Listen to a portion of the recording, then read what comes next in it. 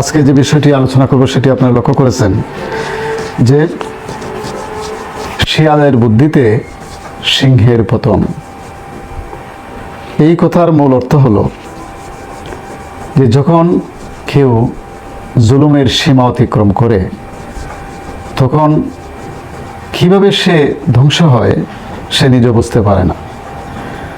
জুলুম এমন একটি অপরাধ, এমন একটি পাপ, যে পাপ সম্পর্কে নবীজি বলছেন যে যে সকল মানুষের দোয়া আল্লাহর কাছে কবুল হয় এই রকমের একজন মানুষ হলো মজলুম। মজলুম যখন তার দুটি হাত আল্লাহর দরবারে তুলে ধরে তার ভিতরের খুব আক্ষেপ দুঃখ যখন আল্লাহর কাছে ফরিয়াদ করে, নবীজি বলছেন তার দোয়া আল্লাহ ফিরাই দেন না, কবুল করেন। জুলুম এমন একটি মারাত্মক অপরাধ, রাসূল করিম সাল্লাল্লাহু আলাইহি ওয়াসাল্লাম ইরশাদ করেছেন, ইত্তাকুজ জুলমা, তোমরা জুলুম থেকে বেঁচে থাকো। ফাইন্না জুলমা জুলুমাতুন ইয়াউমাল কিয়ামা। নবীজি বলছেন জুলুম এমন একটি অপরাধ যে অপরাধ হাসরের ময়দানে অন্ধকার থেকে অন্ধকারাচ্ছন্ন হয়ে তার সামনে উপস্থিত হবে। আল্লাহর দরবারে জবাব দেওয়ার তার কোনো পথ থাকবে না। জুলুম মানুষের এমন একটি ক্ষতি করে সে নিজেও বুঝতে পারে না। যারা জুলুমের শিকার হন তাদের ভিতরে যে দুঃখ, কষ্ট, বেদনা এগুলি কারো কাছে বলতেও পারে না, কিন্তু এক সময় সেই দুঃখ, কষ্ট, খুব বুমেরাং হয়ে জালিমের বিরুদ্ধে চলে যায়।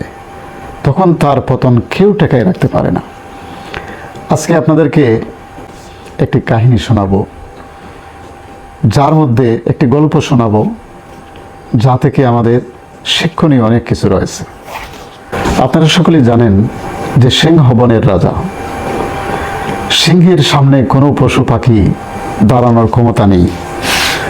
তার ক্ষমতার ধম্বে জঙ্গলের সমস্ত পশু পাখিগুলি সবসময় থরথর করে কাঁপে। কিন্তু সেই সিংহ জানে না যে যাদের উপরে সে জুলুম করে, নির্যাতন করে, এরা যদি ঐক্যবদ্ধ হয় তাহলে সিংহের ক্ষমতা যতই থাক, ঐক্যের কারণে সিংহের পতন হবে সেটা আসলে সে বুঝতে পারে না। একবার সিংহের সেই অত্যাচার থেকে বাঁচার জন্য অন্যান্য সকল প্রাণীগুলি একত্রিত হলো। তারা পরামর্শ করতে লাগলো এই সিংহের নির্যাতন থেকে, অত্যাচার থেকে, স্বৈরাচারী মনোভাব থেকে বাঁচার জন্য আমাদের কি করতে হবে। তখন সকলেই একমত হলো যে এই বুদ্ধিটা আসতে হবে শিয়ালের কাছ থেকেই, কারণ শিয়াল কিন্তু অনেক চালাক, অনেক বুদ্ধি রাখে, তার কাছে আমরা পরামর্শ চাই। শিয়াল তখন একটি বুদ্ধি দিল যে সিংহ যে রাস্তা দিয়ে সবসময় চলাচল করে সেই রাস্তার মধ্যে একটি গর্ত খনন করা হোক এবং গর্তের ভিতরে কাঁটাযুক্ত ডালপালা ভিতরে ঢুকিয়ে উপরে ডালাপালা দিয়ে এমনভাবে রাখা হবে যাতে এখানে যে গর্ত আছে সেটা সিংহ বুঝতে পারবে না। শিয়ালের বুদ্ধির কারণেই সকলে মিলে একটা বিশাল গর্ত খনন করলো এবং কাঁটাযুক্ত ডালাপালা এনে গর্তের মধ্যে রেখে তার মুখটা এমনভাবে ঢেকে দিল যে এখানে কোনো গর্ত আছে বলে বোঝা যায় না। সিংহ যখন এই রাস্তা দিয়ে চলতে শুরু করলো সেই গর্তের সামনে গিয়েই সে পড়ে গেল। অনেক গভীরে পড়ে যখন কাঁটাযুক্ত ডালাপালার উপরে পড়লো, উঠার অনেক চেষ্টা করতেছে কিন্তু উঠতে পারতেছে না। যতই চেষ্টা করে তার শরীরের মধ্যে কাঁটাগুলি ঢুকতেছে এবং সে চিৎকার দিতেছে।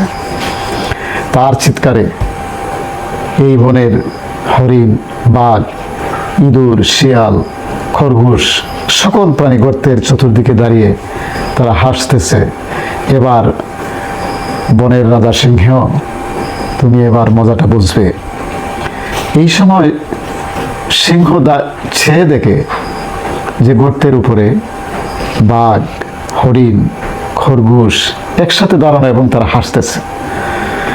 সিংহ তখন বলতেছে, কি হলো, এটা তো বড় আশ্চর্যের বিষয়।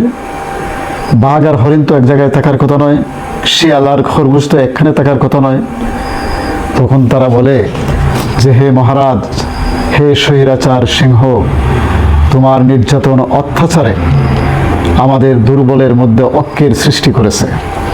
আমরা তোমার কাছ থেকে বাঁচার জন্যই, যদিও আমাদের মধ্যে পরস্পর শত্রুতা আছে, কিন্তু তোমার নির্যাতন থেকে বাঁচার জন্য আমরা সবাই ঐক্যবদ্ধ হয়েছি। তোমার অত্যাচারই আমাদের সবাইকে ঐক্যবদ্ধ করে দিয়েছে। সম্মানিত ভাইরা, এ থেকে কি শিখতে পেলাম?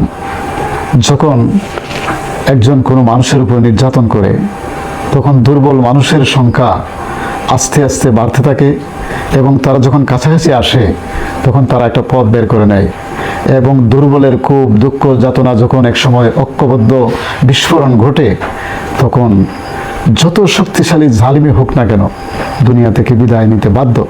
আল্লাহ পাক রব্বুল আলামিন কোরআনের বহু আয়াতে আদ সামুদ জাতি, নমরুদ, ফেরাউনের কাহিনী উল্লেখ করেছেন যে তাদেরকে আল্লাহ পাক রব্বুল আলামিন কিভাবে নির্মমভাবে পৃথিবী থেকে বিদায় করে দিয়েছেন।